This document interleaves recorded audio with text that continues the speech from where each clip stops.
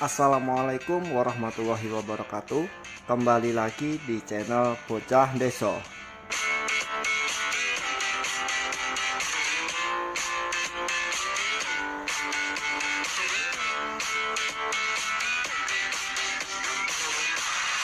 Rumah gadang adalah salah satu unsur budaya berupa rumah tradisional dan menjadi ciri khas dari Provinsi Sumatera Barat. Namun, tahukah kamu jika ada budaya dalam bentuk seni tari yang juga menjadi identitas provinsi tersebut? Ya, namanya adalah tari piring.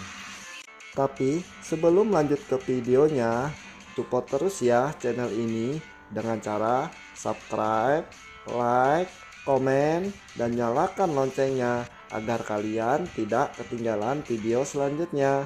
Terima kasih.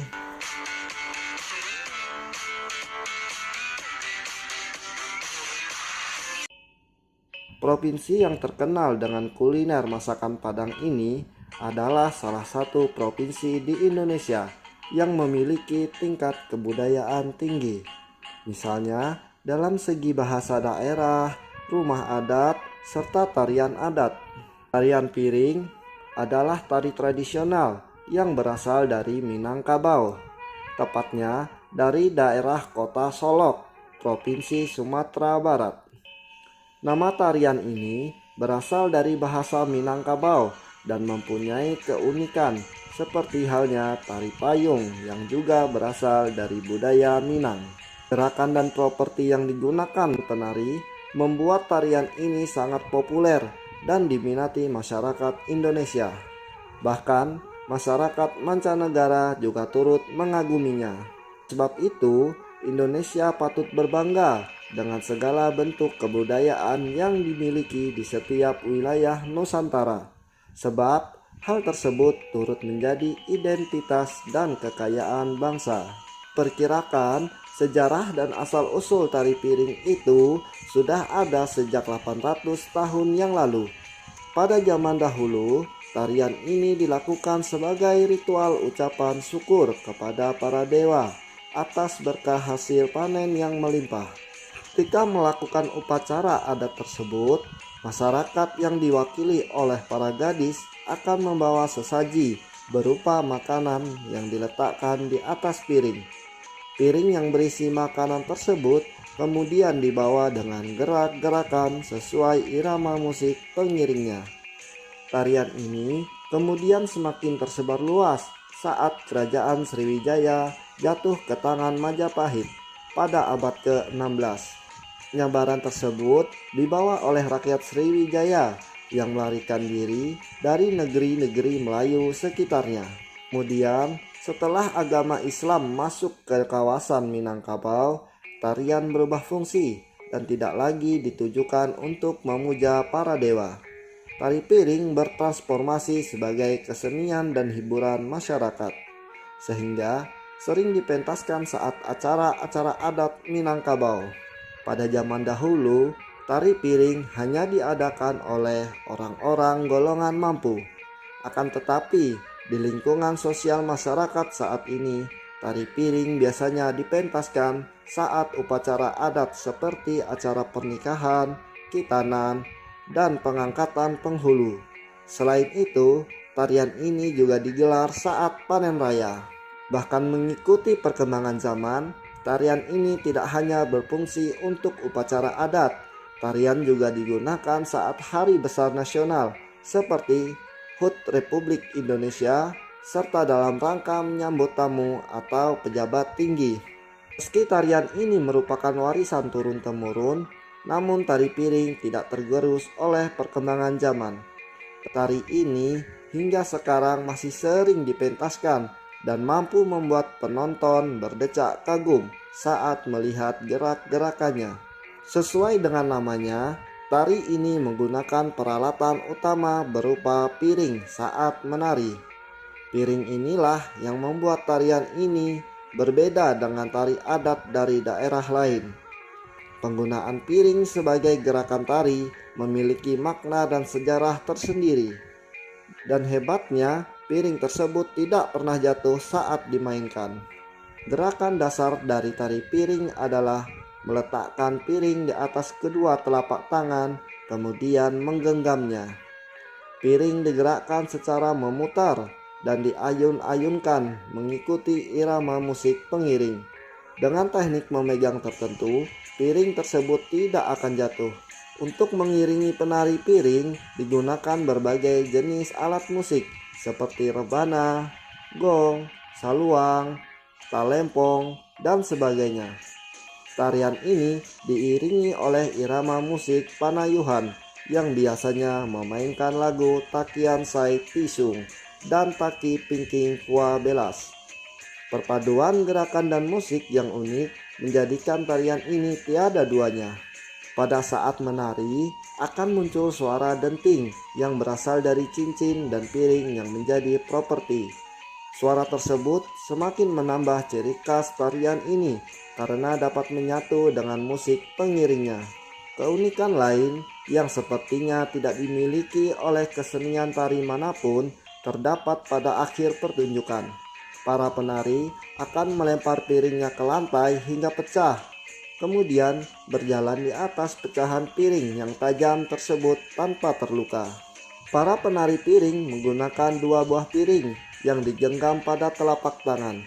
Sesuai irama musik, kemudian piring tersebut diayun-ayunkan sedemikian rupa.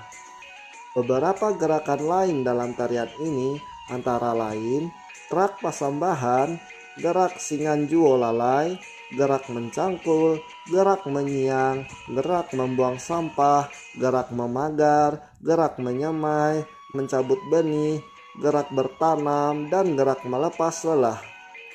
Selain itu, ada pula gerakan seperti gerak mengantar joadah, gerak mengambil padi, gerak menyambit padi, gerak mengampau padi, gerak menganginkan padi, gerak mengikir padi, gerak membawa padi, gerak menumbuk padi, gerak gotong royong, gerak menampih padi, dan gerak menginjak pecahan kaca. Setiap daerah pasti memiliki jenis dan bentuk busana khas ketika melakukan pementasan.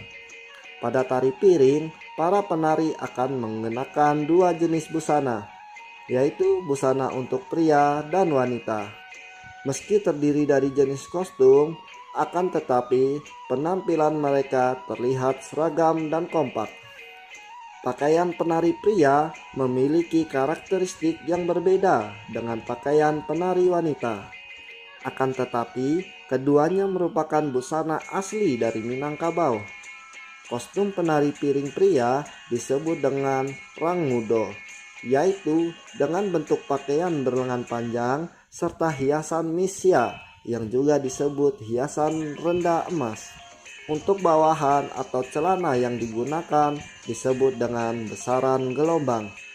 Celana ini berukuran besar di bagian tengah dan memiliki warna selaras dengan baju atasan. Selain itu, penari pria juga mengenakan perlengkapan seper sisampe dan cawek pinggang yang bentuknya seperti kain songket, kemudian diikatkan pada pinggang. Panjang kain ini hingga lutut dan memiliki hiasan berupa rumbai-rumbai. Saat mementaskan tari piring, maka penari pria akan mengenakan destar. Destar adalah penutup kepala berbentuk segitiga yang terbuat dari kain songket.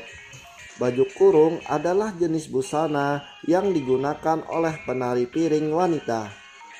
Bahan utama untuk membuatnya adalah kain satin dan beluduru. Selain itu, penari wanita juga akan mengenakan selendang yang terbuat dari kain songket sebagai hiasan yang diletakkan di bagian kiri tubuh. Sama seperti penari laki-laki, penari perempuan juga menggunakan penutup kepala yang terbuat dari kain songket yang bentuknya mirip seperti tanduk. Penutup kepala ini disebut sebagai tikuluak tanduak balapak. Selanjutnya, para penari wanita juga mengenakan kalung rumbai, kalung gadang, serta subang atau anting-anting khas Minang. Seperti yang kita ketahui bahwa Indonesia memiliki banyak kebudayaan yang sangat indah dan patut dilestarikan. Salah satunya adalah budaya tarinya. Ada lebih dari 17.000 pulau tersebar di Indonesia, dan di dalam pulau-pulau terdapat 34 provinsi yang dihuni oleh berbagai macam suku. Ada kurang lebih 1.340 suku tersebar di pulau-pulau yang ada di Indonesia. Setiap suku pastilah memiliki adat istiadat, keunikan, serta budayanya sendiri, seperti lagu daerah, tarian daerah, dan masih banyak lagi. Keberadaan suku-suku yang beragam inilah yang membuat negara Indonesia menjadi kaya akan budaya. Kekayaan budaya ini haruslah dipertahankan dan dijaga kelestariannya agar tak hilang dan dilupakan.